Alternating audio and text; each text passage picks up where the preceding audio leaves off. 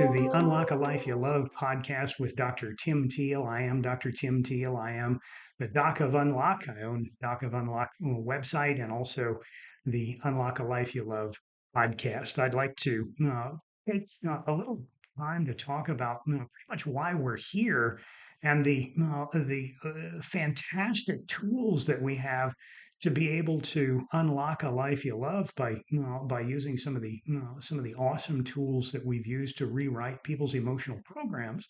And if that sounds a little strange to you, let me introduce some of these concepts to you here. We are emotional beings. We use emotion in a number of different ways, and we talked about that in episode one. One of the most powerful ways that we as human beings use emotion is to aggregate long-term memory. And if you haven't listened to podcast episode one, let me encourage you to go ahead and do that. But I'll just talk real briefly about what I discovered about how we aggregate long-term memory using emotion. And that was using the example of what you were doing on September 11th, 2001. Most everybody who was 8 years old or older can tell you exactly what it is that they were doing on September 11th, 2001, but they couldn't tell you what they were doing September 11th of last year unless there was something that they got emotionally involved with. And then, of course, they can tell you, lots of us have long-term memories going back years and decades even. And the reason that that we can recall that single event is because there was emotion attached to the information that we were experiencing when that event was occurring in our lives. When we attach emotion to information, we coagulate long-term memories. And this concept actually was something that I saw happening when I was in medical school. One of the genius instructors that I had was telling dumb jokes, and I mean bad, dumb jokes.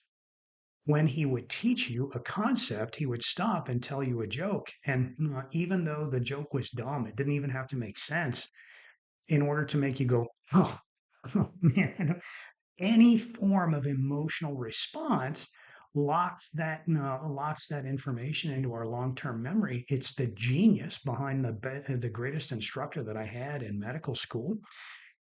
Well, throughout medical education, we oftentimes use negative emotions, fear and anger and embarrassment and other things as teaching tools. Again, because they're effective when we embarrass someone in front of their peers by asking them questions that they don't know the answer to.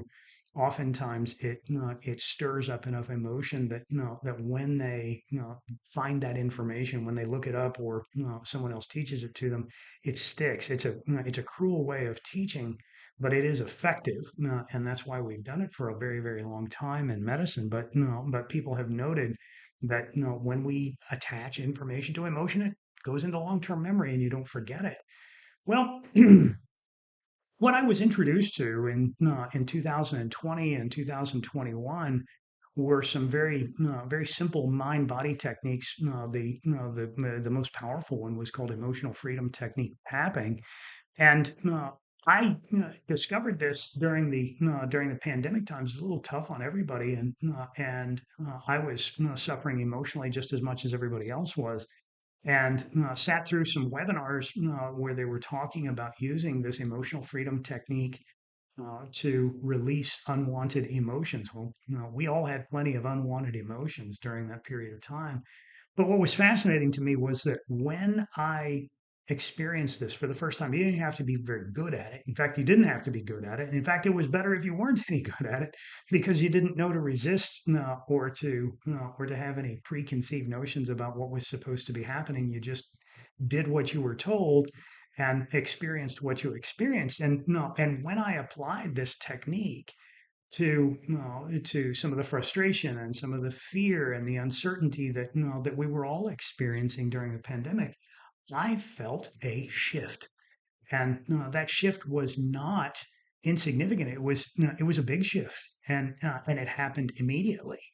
And so, as I dug into this modality a little bit, um, I started reading about different emotional wounds that were effectively treated with this very simple do-it-yourself technique. And one of those wounds is an early childhood wound that occurs when you are separated from your mother. And anytime an infant or a baby or child is separated from their mother, it leaves a tremendous emotional wound on that child. And even though we don't have any conscious recollection of it, from an emotional standpoint, as caveman babies that we know, we understand, even as very small children, that separation from your mother equals death. Okay. And if you address this wound, sometimes the things that we uncover are dramatic. Well, here's my story, and here's what happened to me. When I started learning something about this technique, I applied it in my life, and I sat down and said, "Well, I wonder what happens if I tap on early childhood separation from my mother." Well, one day I was up early before the rest of my family, and I was doing some reading, and I thought, oh, you know what? Let's just do that. What happens when I tap on early childhood separation from my mom? So I applied the technique, and for those of you who are not watching me on video, I'm just going to demonstrate the technique by tapping on the side of my hand on my pinky, the pinky side of my hand between my first joint and my wrist. And while we tap on that particular point, we mention the issue, whatever emotional or troubling issue that it is that we're experiencing. We say, despite that, I'm okay. Despite this issue, I love and accept myself. And so what it looked like was I would just sit and tap on the side of my hand and say, despite my early childhood separation from my mom, I'm okay. Despite my early childhood separation from my mom, I love and accept myself. And then we'd tap on the top of our head, right on the vertex of our scalp, and do the same thing and say, despite the early childhood separation from my mom, I'm okay. Despite the early childhood separation from my mom, I love and accept myself. And then we tap on the medial eyebrow and say, despite the early childhood separation from my mom, I'm okay. Despite my early childhood separation from my mom. And at that moment, my world exploded. All of a sudden, I was crying and I was screaming. I had a cry that started in my belly and came out through my chest and out through my mouth. And it was a cry like I have never experienced in my life. I cried so hard I thought I was going to die. I cried so hard I thought I was going to vomit. I cried so hard I knew I wasn't going to make it. I mean, I was sweating and wanted to vomit, and my chest hurt. I couldn't breathe. I knew that this could be it, and I didn't even know why. That was the craziest part. Um, I I couldn't explain what the heck was going on. I'm using this crazy technique, and the third tapping point that I tap on, all of a sudden, I've just got this emotional eruption that appears to be life threatening. It goes on for 10 minutes. I could not quit for 10 minutes. And it just goes on and on. I don't know if you've ever cried so hard you thought you were going to die for 10 minutes, but let me tell you what, that'll get your attention, folks. But then after 10 minutes, it quit. And I said, what in the wide, wide world of sports was that? That was crazy. And I was confused, but fascinated all at the same time because this was crazy. I mean, all I'm doing is banging on my face and banging on my hands, and you get some 51-year-old dude to cry like a baby for 10 minutes so hard he thought you were going to die, and then it just quits. What in the world is going? That was kind of unpleasant. I'm not doing that again. Not going to do it. So for 2 months, I didn't do anything about it. And I just sat and thought about it. What the heck was that? Well, 2 months later, I'm sitting in that same chair early in the morning and I thought, oh, what the heck? Let's just see, let's just see what happens if I do this again. So I tap on the side of my hand and say, despite my early childhood separation from my mom, I love and accept myself. Despite my early childhood separation from my mom, I'm okay. Tap on top of my head and say, despite my early childhood separation from my mom, I'm okay. Despite my early childhood separation from my mom, I love and accept myself. Tap on that medial eyebrow. Despite my early childhood separation from my mom, here it comes again. And this cry started in my belly, came out through my chest and out through my mouth so hard I thought I was going to die. I was sweating immediately. I couldn't breathe. My belly hurt. I thought I was going to puke. And I mean, the confusing, crazy, the unexplainable. And this goes on, but it goes on for 5 minutes this time and then quits all of a sudden. And I'm sitting in a chair going, what in the wide world is this? I mean, this is nuts. And I said, not doing that anymore. That was, I mean, that was crazy. No, not doing that. 2 weeks later, I'm sitting in the same chair. And I mean, by this time, curiosity is just killing me. And I mean, killing me, wanting to know what the heck is going to happen. So here I am 2 weeks later, sitting in that stupid chair at some ridiculous early hour of the morning. And I go to banging on the side of my hand and say, despite my early childhood separation from my mom, I'm okay. Despite my early childhood separation from my mom, I love and accept myself. Tap on top of my head. Say, despite my early childhood separation from my mom, I'm okay. Love and accept myself. With a great deal of reluctance, I tap on my medial eyebrow and say, despite my early childhood separation from my mom, I'm okay. And I keep tapping. And I said, despite my early childhood separation from my mom, I love and accept myself. Nothing happens. I go on to the next tapping point on my lateral eyebrow, and I said, okay, despite my early childhood separation from my mom, I'm okay. I love and accept myself. Nothing. Tap underneath my eye. Despite my early childhood separation from my mom, I'm okay. I love and accept myself. Nothing. Tap under my nose. Despite my early childhood separation from my mom, I'm okay. I love and accept myself. Nothing. Tap under my mouth.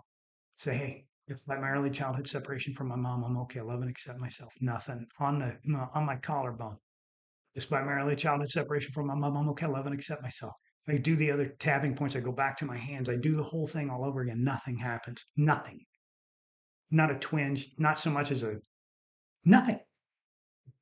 And then I take a couple of deep breaths and I'm sitting there thinking, well, what in the world? What is, and then I noticed something.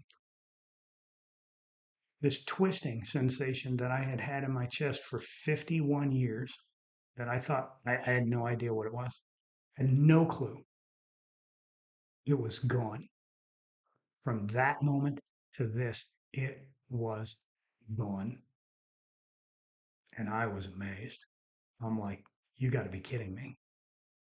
For 51 years, I walked around with that crap in my chest, hurting, twisting, this literally a pressure in my chest that felt like somebody twisting a rope inside there. I just thought it was normal. 51 years, and now it's gone. From that day to this, it is gone and hasn't been back. Now that was something. So I take this technique, this weird technique, to my office, and start looking around for for different people to apply this to. And we come across people that can't swallow pills or have some minor little phobia thing. And every single time that we applied it, it worked. And then I tried to apply it to somebody who didn't want it. It didn't work. I'm like, this is just fascinating. And then the guy came in that that really demonstrated to me this here's a game changer. He was a guy in his 50s that had some hearing loss problems, had some ringing in his ears. Wanted me to look at it. It's a fairly common problem in the ear, nose, and throat business, but there's usually very little that we can do about it. So we do a hearing test on these. We look at them, do a hearing test, and kind of figure out whether we need to do anything else. So as I'm looking at this guy, I look in his ears, I look up his nose, and then I pull out a tongue blade to look in his mouth, and I scoot up toward him with my little my little stool, And this guy, the second that I picked that tongue blade up, he goes absolutely nuts.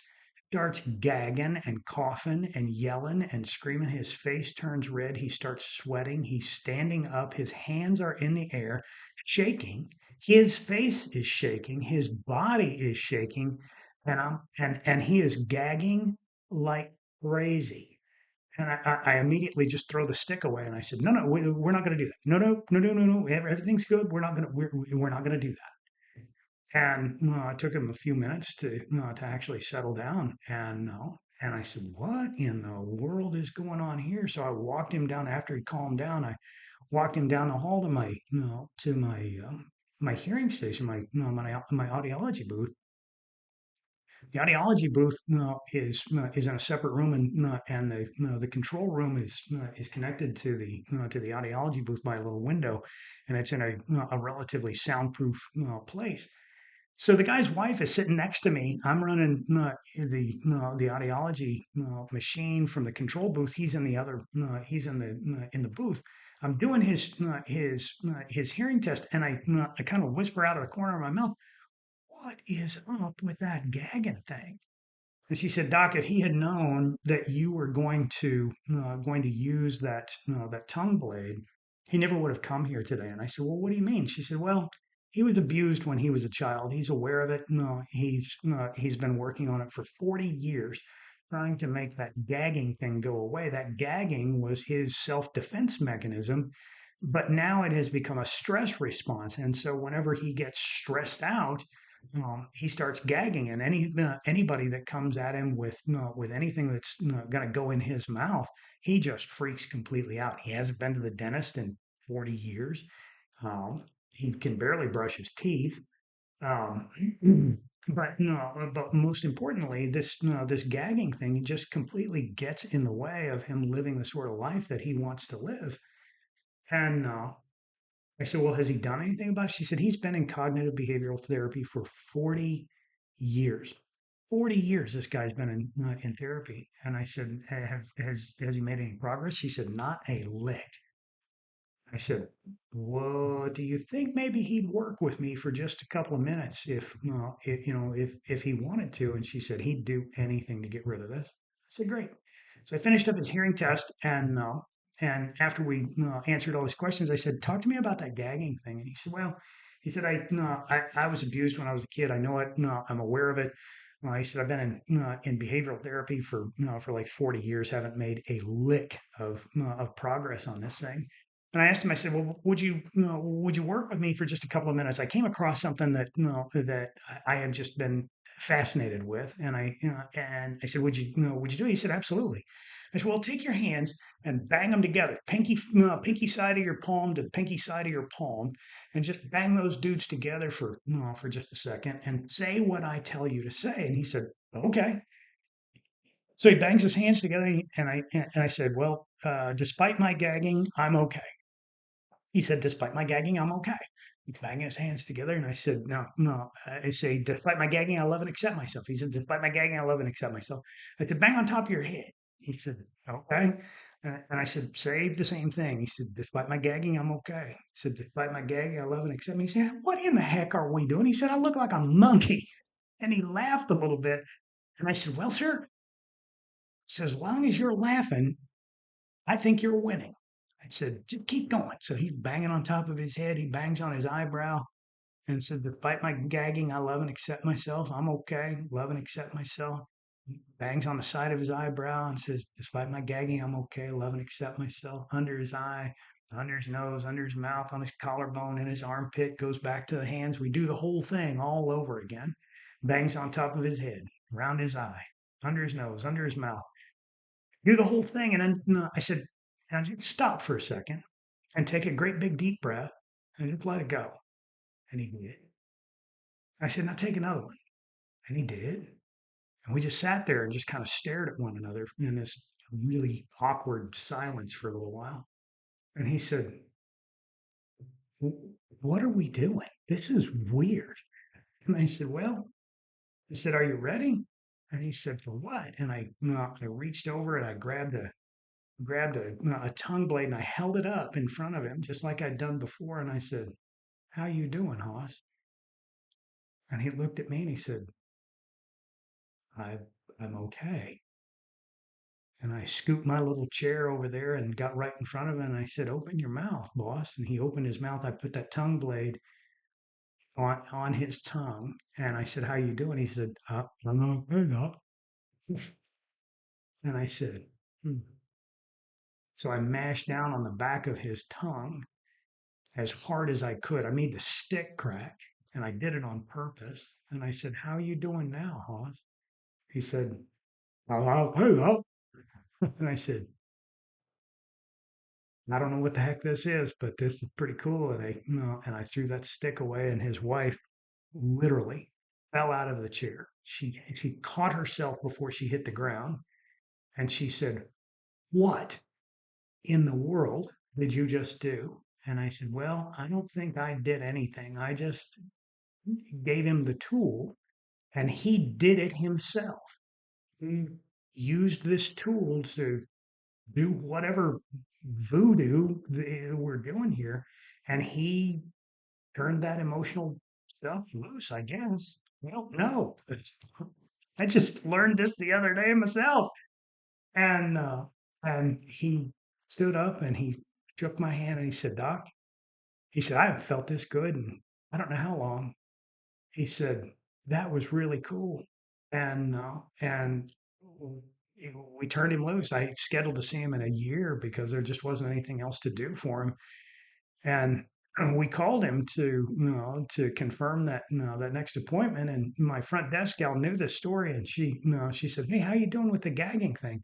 He said, "It's gone." He said, "It's still gone a year later." And there was more to the story, but no, we're going to stop right there, folks. This is a true story, and no, is absolutely no exaggeration there. I've been telling stories for a long time since I was a kid, and no, we never let the facts get in the way of a good story. But no, let me tell you something. I've never told a lie that's as powerful a story as the one of my patient getting over 40 years of gagging using this crazy emotional freedom technique tapping tool. That got my attention. And after we applied this over and over and over again, both in my office and in the operating room, and I used it myself and my office staff, who you're going to listen to here on this podcast, we'll have Ashley come in here and we'll talk together about our experiences with EFT. Here's what's really cool: EFT is not the only tool that I've come across in being able to reprogram emotional programs that people are experiencing that are massively unpleasant. Here's the thing. And I am absolutely convinced of this. Every single one of us has an emotional program that is running inside of us, and lots and lots and lots of people. I'm not even new to the party here. Lots of people have recognized this. I came to this conclusion because in 2017 and 2018, my wife and I were violently attacked in our home 5 times. 5 times. Long story. Not the important part of the story. What the important part of the story is that after about the fourth or fifth time that we had been violently attacked in our home, we were talking about it one day, and my wife and I were elbow to elbow when these occurrences or when these attacks happen, and I was just flabbergasted at her emotional response to it. She was crying and sad about being violently attacked in her home, and I told her, I said, "Babe, I'm just confused." I said, "Why are you sad about being attacked in your home?" "I am mad as a dickens." And I said, "I am just angry beyond angry." I said, "Why are you sad?" "I'm angry." And she said, "Why are you angry?" "I'm sad." And I realized in that moment that it was just like we each individually had an emotional program that said, if you experience this, then you should experience this emotion. And in fact, that's exactly what we are all experiencing, all of us. when we experience something as children, or whatever emotional program that we inherited from our folks, that's how we are programmed. That's our programmed response to surviving in this world.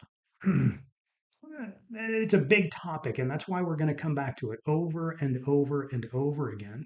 But I want you to understand that there's an emotional program that's running in every single one of us. And that's the whole point of this podcast. How to unlock a life you love is, number one, recognizing the fact that there is an emotional program that's running inside of every one of us. And its purpose. Its purpose is very, very important. It's to help you survive this life. Okay. We are hardwired, the little caveman that you are, that we all are, is hardwired to survive in this world. And the things that we inherit from our folks, we inherited it from our folks because they survived long enough to create us. And whatever we survive before the age of 5, 6, 7 years old goes into the survivability file. We remember it at an emotional level, okay? Because we are very emotional little beings when we're little kids. So everything that we come in contact with, everything, every attitude, every experience, all of the things that we survive before the age of 5, 6, 7 years old goes into the survivability file. And every decision that we make for the remainder of our lives gets run through that same filter. Is this survivable? Yes or no? Case in point, you've seen this play out in many women's lives. You've seen a woman who's been beaten up in a relationship, right? She gets out, she doesn't like it. She gets out of that relationship, gets into another. And what does that relationship looks like? The exact same thing. She gets beat up. She gets out of that relationship, goes to another one. What is it going to look like? The same thing. She gets beat up again. And nothing changes until she wakes up in the hospital, or has some wake up call that says something's got to change here, and I got to change the emotional program. And it's only until it doesn't happen until she wakes up and changes her mind and says, I got to have a new emotional program here. I'm going to die. And she's right. What happened was, sometime before the age of 7 years old, she experienced abuse. She saw it, she experienced it. Somebody did it to her. She witnessed it happening to her mother, and guess what? That goes into the survivability file. And even though she doesn't like it, she will always be true to the program until she wakes up, until she has some awakening moment where she wakes up in the hospital, or she just says, I don't like living like this anymore. I'm putting a new program in. We've all seen this play out in our lives, and I am absolutely convinced that it is the purpose of our lives to overcome that emotional program and move on to a life that we love. But we have to wake up, folks. We have to wake up to the fact that there is an emotional program that's running inside of us. And that's why horrible things have a tendency to happen to us that causes us to wake up. Okay. And we address that. We have multiple different products here at Doc of Unlock to help people who are stuck in those kinds of positions. And we'll bring Ashley on and talk some more about them. But we have a personal assault recovery protocol to help people who are stuck in their lives take that horrible emotional event, the information attached to the emotion, and learn how to use that event to unlock a life you love by resolving the emotions, or releasing the emotions that are attached to that event. And you can do it on your own, and you can do it very, very rapidly, just as quickly as the guy that we talked to in my clinic.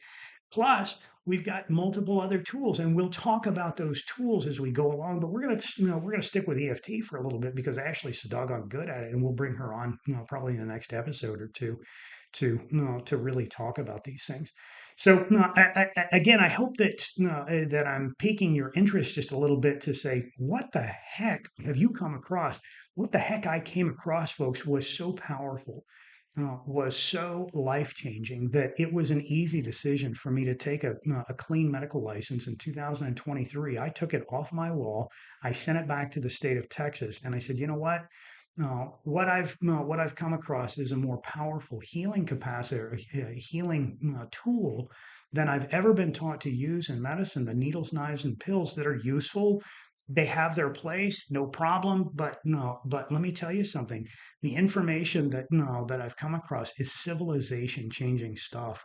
We'll talk about the cancer patients that I had in my office who use some of these same techniques to absolutely create miracles in their own life.